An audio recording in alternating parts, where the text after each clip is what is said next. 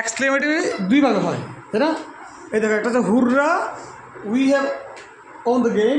বাংলাটা বোঝার চেষ্টা করবা, বাংলা আমাদেরকে নিয়ে যাবে কোথায় যাবে। তাহলে এটা হচ্ছে এক ধরনের আশ্চর্যবোধক বাক্য। কী মজা, জিতে গেলাম, এলাস আমান্ডা না হয় আল্লাহ, আমার কিছু করার নাই, তাই না? তারপর wow how nice the bird is, wow the bird is very nice, এভাবে করে। আরটা হচ্ছে দেখো, এখানে পুরো এক্সপ্রেশন সাইডটা লাস্টে দিচ্ছি, কেমন করছো, তাই না? আর উপরাতে যে হুররা বা এটাকে বলে তোমার এক্সক্লেমেশন সাইন, ইন্টারজেকশন সাইনের ইন্টারজেকশন ওয়ার্ডের পরে একটা সাইন দেওয়া হয়, কিন্তু এখানে আর হয় না। অর্থাৎ এর পরবর্তী বাক্যটা অ্যাসার্টের সঙ্গে থাকে। অ্যাসার্ট মানে কি? অ্যাসার্ট হচ্ছে সাবজেক্ট ভার্ব যা আছে তা বলবে। আর এখানে হচ্ছে উল্টা। এখানে দেখো ফার্স্টে কী বসছে, আমরা কেন অবাক হয়েছি? কোনো একটা গুণ দেখে অবাক হই। বেশি সুন্দর হইলে, বেশি লম্বা হইলে, বেশি কালো হইলে, বেশি বড় হইলে, হাউ টল দ্য বিল্ডিংস, তাই না? তাহলে আমরা যে কারণে অবাক হই এটা সামনে দিছি, মানে ভেরি নাইস, মানে হাউ নাইস মানে কি? তারপরে সাবজেক্ট, তারপরে ভার্ব। এক্সক্লেমেটরি। তাহলে এটা কেন আগে আসলো? কারণ এটার গুরুত্ব বেশি, কারণ এটার দিকে তো অবাক হয়েছি, এই কারণে এটা হচ্ছে কি আগে দিছি। এখন এই বাক্যটাকে যদি বলা হয় অ্যাসার্টিভ করতে, অ্যাসার্টিভ নিয়ম কি? সাবজেক্ট প্লাস ভার্ব প্লাস যা আছে তা। এখানে কোনটা সাবজেক্ট? Okay, the bird. কোনটা ভার্ব? তো এটা কি? হাউ। তাহলে হাউ নাইস। আমি কী লিখছিলাম হাউর পরিবর্তে? তাহলে ভেরি নাইস। বুঝছে? আমরা কোনো আজারের কথা বললাম না, এই এক্সাম্পলটাই, এই এক্সাম্পলটা আমাদের কাজ শেষ হয়ে গেছে। অনেক কথা বলা যেত, অনেক রুলস বলা যেত।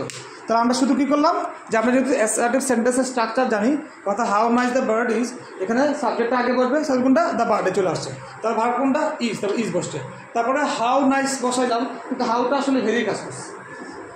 তারপরে আমরা দিয়ে কি ভেরি নাইস। কথা ক্লিয়ার? আমার যদি এখানে হোয়াটও হয়, যেমন what a nice bird it is.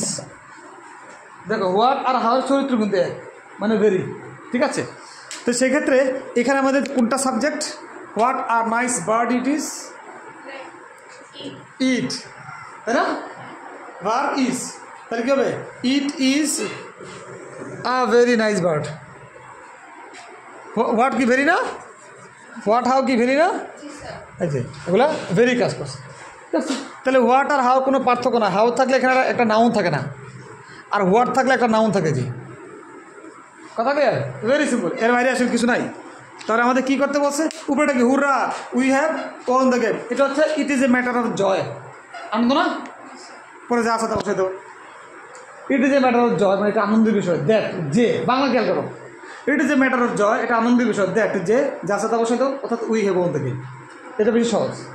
যদি হচ্ছে alas, alas we have loss the game, তাই না?